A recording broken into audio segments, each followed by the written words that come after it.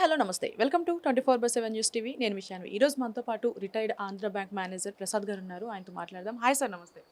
నమస్తే మేడం. ఎలా ఉన్నారు సార్? బాగున్నానండి.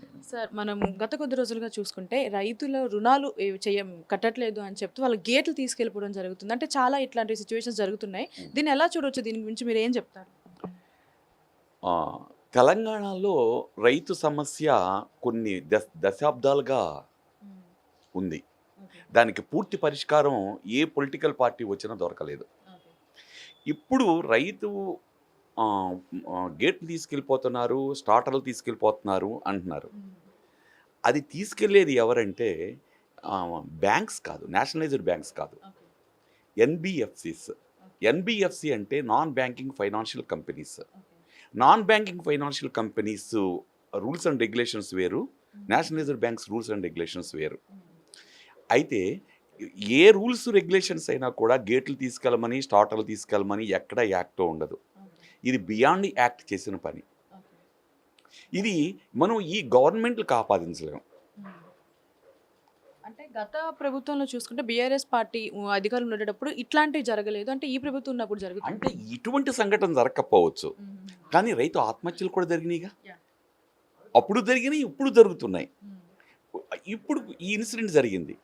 ఇప్పుడు ఈ ఇన్సిడెంట్ జరగటానికి ఎవరైతే బాధ్యులైన అధికారులు ఉన్నారో, బ్యాంక్ అధికారులు, వాళ్ళ మీద ప్రభుత్వం ఆ రైతుల తరపున కేసు పెట్టాలి. ఎందుకంటే ఆ రైతులు పెట్టలేరు. ఇంటి గేటు తీసుకెళ్ళటం చాలా తప్పు. అది ఒక రకంగా ఆ రైతుని మర్డర్ చేసినట్టే. అలాగే స్టార్టర్ తీసుకెళ్ళటం అది గవర్నమెంట్ ప్రాపర్టీ. గవర్నమెంట్ కేసు పెట్టాలి. వీళ్ళు వెళ్ళి పోలీస్ స్టేషన్కి వెళ్ళి కేసు పెడితే పోలీసులు నమోదు చేయకపోవచ్చు. వీళ్ళు అప్పు ఉన్నది వాస్తవమే. వీళ్ళు ఎన్బిఎఫ్సిస్ నేషనలైజ్డ్ బ్యాంక్స్ ఇచ్చే రేటు కంటే ఎక్కువ రేటుకి వడ్డీకి ఇస్తాయి. వీళ్ళకి ఎలిజిబిలిటీ లేక నేషనలైజ్డ్ బ్యాంకులో లోన్ రాక ఇక్కడ తీసుకోవచ్చు, లేదా వీళ్ళ ఇతర అవసరాల కోసం ఎన్బిఎఫ్సిస్ నుంచి లోన్ తీసుకోవచ్చు, లేదా పంట నష్టపోయి తీసుకోవచ్చు. ఏ కారణం చేతైనా ఎన్బిఎఫ్సి నుంచి ఉండొచ్చు. కానీ ఎన్బిఎఫ్సిస్ని కంట్రోల్ చేయాల్సిన బాధ్యత ఆర్బీఐది, ఆర్బీఐని ప్రభుత్వాలది. తెలంగాణ గవర్నమెంట్ వాళ్ళ మీద కేసు పెట్టాలి ఫస్ట్. తర్వాత ఏ గవర్నమెంట్ అయినా సరే, ఏ పార్టీ ప్రభుత్వం అయినా సరే, నీరు అందని భూముల మీద వ్యవసాయం చేసే రైతులకి కొన్ని ప్రత్యేకమైన ప్రయోజనాలు కల్పించాలి. తర్వాత ఇంకొకటి ఏంటంటే సోషల్ రెస్పాన్సిబిలిటీ అని కార్పొరేట్ కంపెనీస్కి వాళ్ళకు వచ్చే ప్రాఫిట్స్లో 2% అలాట్ చేస్తారు. ఆ 2%లో ఒక 2% వాళ్ళు అలాట్ చేసి పెడతారు. వాళ్ళు ఇష్టం వచ్చినట్టు వాళ్ళు డొనేషన్స్ అవి చేస్తారు, చారిటీ చేస్తారు. అందులో 1% రైతుల కోసం కంపల్సరీ కేటాయించాలి కార్పొరేట్ రెస్పాన్సిబిలిటీగా. అప్పుడు ఏమవుతుందంటే రైతు సంక్షేమ వెల్ఫేర్ ఫండ్ అనేది గవర్నమెంట్ క్రియేట్ చేయొచ్చు. అలాగే గవర్నమెంట్ కూడా ఆ వెల్ఫేర్ ఫండ్కి కొంత యాడ్ చేయాలి. తర్వాత కొన్ని ట్యాక్సుల విషయంలో కూడా కిసాన్ సెస్ అని, ఇప్పుడు ఎడ్యుకేషన్ సెస్ అని పెడతారు, విద్యా సెస్ అని పెడతారు. అలాగే కిసాన్ సెస్ అని కొన్ని ట్యాక్సులు విధించి ఈ ఫండ్ క్రెడిట్ చేయాలి. ఈ ఫండ్స్ ఉన్నప్పుడు ఎటువంటి ఆ రైతు కనుక జెన్యూన్గా లోన్ కట్టలేకపోయినా, జెన్యూన్గా అతను ఇబ్బందుల్లో ఉన్నాడని గవర్నమెంట్ కనుక అధికారులు ధృవీకరిస్తే ఈ ఫండ్ ద్వారా వాళ్ళ కుటుంబాన్ని ఆదుకోవాలి. తర్వాత గవర్నమెంట్ ఆల్మోస్ట్ ఈ నీరు అందని ప్రాంత భూములు, మెట్ట భూములు, వర్షం మీద ఆధారపడే భూములు, రైతుల సంక్షేమం విషయంలో రైతు 50% బాధ్యతను ప్రభుత్వాలు తీసుకోవాలి. లేకపోతే వాళ్ళ ఆత్మహత్యలు ఇలాగే ఏ గవర్నమెంట్ వచ్చినా కంటిన్యూ అవుతాయి. అంటే ఇప్పుడు ఏదైతే జరిగిందో మరి దీనికి బాధ్యత ఎవరు వహిస్తారు అనుకోవచ్చు? బాధ్యత మన అందరము, ఈవెన్ మీరు నేను కూడా. అంటే జనరల్గా ఒక ఫ్యామిలీ రుణం తీసుకోవడం వేరు, రైతు అని అంటే మనకి తిండి పెట్టేది రైతు. అలాంటి రైతు మీద ఇట్లా చేయడం అనేది మనం ఏం చేస్తున్నామంటే ప్రభుత్వం మీద బ్లేమ్ చేస్తున్నాం. కానీ ప్రభుత్వం మీద బ్లేమ్ చేయాలి, ప్రభుత్వమే రూల్ చేస్తుంది కాబట్టి ప్రభుత్వాన్ని మనం రిక్వెస్ట్ చేయొచ్చు. ఆ బ్యాంక్ అది ఎవరైతే వాళ్ళ పరిస్థితికి కారణం అయ్యారో వాళ్ళ మీద యాక్షన్ తీసుకోమని.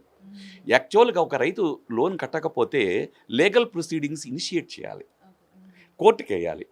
అంతేగాని రుబాబు చేయకూడదు. ఈ ఎన్బిఎఫ్సిస్ ఏం చేస్తాయంటే ఒక పెద్ద టీం వెళ్ళి ఆ ఇంటి మీద పడతాయి. ఒక్కోసారి మ్యాన్ హ్యాండ్లింగ్ చేసిన సందర్భాలు ఉంటాయి. అవి మన దృష్టికి రావు. కొంతమంది సెన్సిటివ్ రైతులు ఉంటే వాళ్ళు సూసైడ్ చేసుకుంటారు, కొంతమంది చేసుకోరు, కొంతమంది ఎక్కడో చోట అప్పు తీసుకొచ్చి లేకపోతే ఉన్న బంగారాన్ని అమ్మో లేకపోతే స్నేహితుల దగ్గర చుట్టాల దగ్గర తీసుకొచ్చి ఆ డబ్బులు కట్టేసి దాని నుంచి బయటపడతారు. ఇక్కడ రైతు కిసాన్ వెల్ఫేర్ ఫండ్ ఉంటే గనక గవర్నమెంట్కి అర్జీ పెట్టుకుంటే ఆ అధికారులు వచ్చి విశ్లేషణ చేసి ఇతను కరెక్ట్గానే ఉన్నాడు, ఇతను నిజంగానే డిస్ట్రెస్లో ఉన్నాడు అంటే ఆ ఫండ్ నుంచి రిలీజ్ చేయాలి. కిసాన్ని రక్షించుకోకపోతే ఇండస్ట్రీయే లేదు. కానీ గవర్నమెంట్ ఇండస్ట్రీస్ని రక్షిస్తుంది, కిసాన్ని నెగ్లెక్ట్ చేస్తుంది. సో కిసాన్ని, ఎందుకంటే ఆ పాపం ఒక్క గవర్నమెంట్దే కాదు, మన అందరిది కూడా. మనం రోజు అన్నం తింటున్నామంటే ఒక పిజ్జా తిన్నామండి, లేకపోతే ఒక అట్టు తిన్నామండి, ఒక రైస్ తిన్నామండి, వాట్ ఎవర్ కర్రీ తిన్నామనండి, దాని వెనకాల మొత్తం ఉమ్మడి రైతుల యొక్క కృషి ఉంది. వాళ్ళు ఈరోజు చచ్చిపోయారంటే మన ఇంట్లో మెంబర్ చచ్చిపోయినట్టే. ఒక ఇండస్ట్రీకి చచ్చిపోయినంత మాత్రాన అంటే నేను చచ్చిపోవాలని కాదు, అది అంత ఎఫెక్ట్ కాదు. ఒక ఇండస్ట్రీ లేకపోయినంత మాత్రాన ఏమీ అవ్వదు. ఇండస్ట్రీస్ కూడా రైతు ఫార్మింగ్ చేసి ఇచ్చే ప్రొడక్ట్ మీద ఆధారపడినయే ఇండస్ట్రీస్. రైతు అసలు ఫార్మింగే చేయకపోతే ఇండస్ట్రీకి రా మెటీరియల్ ఎక్కడిది? అటువంటి అప్పుడు ఆ రైతును సంరక్షించుకోవాల్సిన బాధ్యత ఒక ప్రభుత్వానిదే కాదు, ప్రజలు కూడా వాళ్ళు కాంట్రిబ్యూట్ చేయాలి. వాళ్ళు రెస్పాండ్ అవ్వాలి. ప్రజలు చైతన్యవంతులైతే ప్రభుత్వం ఇమీడియట్గా యాక్షన్లో దిగుతుందండి. ప్రజలు నాకెందుకులే, నేను బాగున్నాను కదా, నా దాకా వచ్చినప్పుడు చూసుకుందాంలే అనుకోబట్టే ప్రభుత్వం కూడా తన స్వార్థం తను చూసుకుంటుంది. ఏ ప్రభుత్వం అయినా ఒకటే. దానికి ఈ ప్రభుత్వాన్ని ఆ ప్రభుత్వాన్ని అనక్కర్లా, కొంచెం ఎక్కువ తక్కువలు ఉంటాయి అంతే. అంతేగాని ఈ ప్రభుత్వంలోనే ఆత్మహత్యలు ఆ ప్రభుత్వంలో లేవు అలా కంపేర్ చేయలేము. రైతుని మన ఇంట్లో ఫ్యామిలీ మెంబర్ లాగా చూడాలి. ఎందుకంటే రోజు ఆయన పెట్టే భిక్ష తింటున్నామండి. అంటే మీరు అనొచ్చు, నేను సంపాదిస్తున్నాను ఇక్కడ 24/7 ఛానల్లో పనిచేసి, నేను కొట్టుకెళ్తున్నాను, కొట్లో కొనుక్కుంటున్నాను. కాదు, మీరు కొట్లో కొనుక్కోవటానికి అక్కడ వస్తువులు ఎక్కడి నుంచి వచ్చినాయి? అక్కడి నుంచి వచ్చినాయి. అక్కడ పండించకపోతే మీ దగ్గర డబ్బులున్నా మీరు ఏం చేస్తారు? ఇప్పుడు సోమాలియా కొన్ని దేశాల్లో కరెన్సీ రోడ్ల మీద అమ్ముతారు, ప్రొడక్షన్ లేదు. అలాగే కాబట్టి రైతు ఆత్మహత్య చేసుకున్నాడంటే ప్రతి ఒక్క పౌరుడు కూడా తన కుటుంబంలో వ్యక్తి ఆత్మహత్య చేసుకున్నాడని ఫీల్ అవ్వి చైతన్యవంతుడైతే ప్రభుత్వంలో కూడా కదలిక చాలా బాగా వస్తుంది. దీనికి కూడా ప్రభుత్వం ఏ విధంగా స్పందిస్తుందని చూద్దాం. ప్రభుత్వం ఇమీడియట్గా ఆ ఎన్బిఎఫ్సి అని నేను పర్టికులర్గా చెప్పలేను, ఎందుకంటే నేను నేషనల్ రిజర్వ్ బ్యాంకులో పనిచేశాను. నేషనల్ రిజర్వ్ బ్యాంకుల్లో ఎప్పుడు కూడా ఇలా చెయ్యవు, అవి లీగల్గా ఇనిషియేట్ అవుతాయి. ఒక్క ఎన్బిఎఫ్సి బ్యాంకులే ఇటువంటి అవకాశాలు ఉన్నాయి. సో వాటి మీద యాక్షన్ తీసుకోవాలి. రైతుల తరపున యాక్షన్ తీసుకుంటే ఇంకో ఎన్బిఎఫ్సి ఇటువంటి పనులు చేయటానికి వెనకాడుతుంది, భయపడుతుంది. ముందు ఇమీడియట్గా అది చేయాలి. ప్రభుత్వాన్ని బ్లేమ్ చేయటం మన ఉద్దేశం కాదు. Either BRS or Congress, whatever. Thank you so much. Right, thank you madam.